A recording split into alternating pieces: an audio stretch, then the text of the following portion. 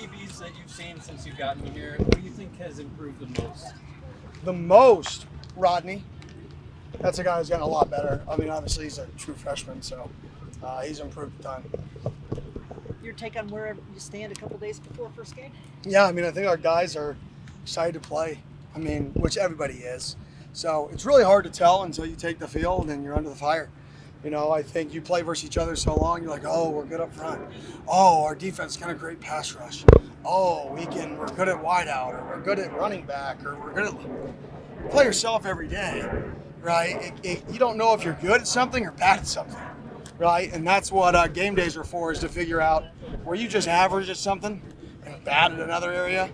And I'll say this, I know for a fact we're a better football team. Overall, I can say that with complete confidence. How we play under the lights, but that's what matters. Do you have any update on which coaches will be in the box and which coordinators will be on the sideline for game day? Yeah, both our coordinators will be in the box this year. Both our coordinators. Obviously, with the changing of the rules and the being able to communicate and watch tape, being able to have that calmness in the box to sit there and watch essentially game film live. If there's a 30-second timeout, being able to go watch the last play, because everything gets within 7 to 9 seconds, you get the play up there. I definitely feel like that's an advantage if you use it correctly. So does the quarterback have to communicate plays in a different way than signaling plays in a way that has a material impact? Not really. This only really has an effect. This doesn't really have an effect for signal stealing, this quarterback communication, because you can't. What is happening over there? Because you still have to communicate to the other 10 guys. Even if you said the quarterback communicates to the O-line, the wideouts and the tight ends and running backs still got to see a signal. So unless you're a huddle team in which you could eliminate the signal process more like NFL teams, you're still going to have to signal. Whereas NFL teams who huddle a lot, break out of a huddle, and then they change their words, they have to relearn what their tempo words are each week. Maybe they're 15 to 20 one-word calls or 10 one-word calls, whatever team they are, each week, and they change it so the defense doesn't pick off their word from the prior team. So you don't really do that in college. So the signals are still going to be alive until they give everybody a headset, which I don't know if that'll ever happen. With what role has DJ Foster played for guys on the field, off the field? You know, kind of just how have you seen him? Yeah, I mean, he's a definition of Sun Devil for life. He's a definition of Activate the Valley. I mean, he went to school here. He broke records here. He could have gone almost anywhere in the country he wanted to go. He came here, right? He graduated from here. He had success here. I think he still has records here in terms of being a passing threat and a rushing threat, or a receiving threat and rushing threat. Then he goes and plays in the NFL, wins the Super Bowl, and then comes right back here and starts working again. I mean, he's the definition of what staying home, the value of staying home can do, and Steve Miller's another example of that as well. But his value that he provides to the guys when they, pitch a fit, I would say, or they get in their feelings, or they get in their head, and he can walk over and be like, hey, I was that dude. Because that was DJ when he was 19. DJ was the dude who would have a little added, not a lot, but he had to grow up a lot. He did. So to be a guy who was that, he really understands how to relate to that. And he can just go over and have a conversation with him. And it's been great from an off the field perspective for those guys just to have a guy to go and talk to. Coach, when you're getting ready for week one and then Wyoming bringing in a new head coach, how uncomfortable does that make game prep with no film? Well, he was their defense coordinator last year, so we have a really good clue on what they're going to do on defense. Offensively, it's very common.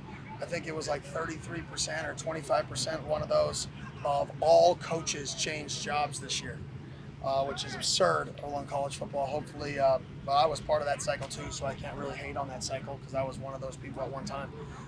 But that just means week ones are going to be a pain in the butt until that norm changes. And so offensively, we're kind of watching this and watching that and trying to put together what they would do if it's combined and taking some guesses on what they're going to do. So, and then defensively, I know they're going to blitz more. I mean, you just look at their success rate. They were 15 out of 19 on wins on 3rd and 5 or plus. They only blitzed 19 times on third downs last year. They won 15 times, which means anybody who self-scouts themselves and say we were over 100th, one of the worst teams in the country on third down last year, but we were elite, or we were 75, 80% win rate when we blitzed. what are you going to do? You're going to blitz. How they're going to blitz, I don't know. Right? I don't know. But I know that they're going to have a plan to bring a lot more pressure than they did last year on third downs, and we got to have a plan to combat that pressure. There's not a ton of tape out on Evans for that, but in terms of the quarterback, what jumps out to you? Yeah, I mean, he has a really strong arm, and then he's big. So, I mean, you got to be alert for quarterback runs. I mean, you saw him hop in the game versus in the bowl game versus Toledo, and they're running quarterback duo follow, right, or whatever you want to call it, inside zone follow with the running back leading up on the corner with him because he's a big physical back on third and short. So you got to anticipate that they're going to run him directly, being 240 pounds. Anytime you have a quarterback that's going to run direct runs, not zone reads, direct runs, where he's just a running back, he's a +1 in the hat count. You got to account for that. So we got to be prepared for that. And then his ability to throw the ball, when he's clean in the pocket, he throws the ball really, really well, and you can see it in both those games. He's a big dude, so we got to get him uncomfortable, and we got to be prepared for him to have direct runs in the plan. Yeah, good. One other thing. Go ahead, one more question. The Pat Tillman Leadership Council has several second-year guys, younger guys, as part of that sort of leadership. What stood out to you when you found out the results of that in terms of the makeup of that? Yeah, well, we make them vote for 2 young guys. So we've always put 2 young guys on that council. That way they can learn and grow and hopefully become better leaders, right? And then that council is 100% team voted. I mean, I get it. Sometimes it's a popularity contest. My favorite kid, I'm going to vote for, right? Sometimes it's the kid who works the hardest. But at the same token, even the popular kid that has a long way to go has an impact on our football team. And if we can motivate that guy to do things right, by being on the council, and we can give that kid a voice, and we can get more out of him, he's going to be able to reach more people because he is liked. So what it showed me was kind of who the guys are that our guys look at, who the guys that I need to spend time impacting. And that's the biggest thing for me is I don't have a position. But I can impact the leadership council. I can meet with that group. That is my position group to teach them how to get our football team to practice, why we do things, the method behind some of the madness, and then we give them ownership of kind of how we operate a little bit.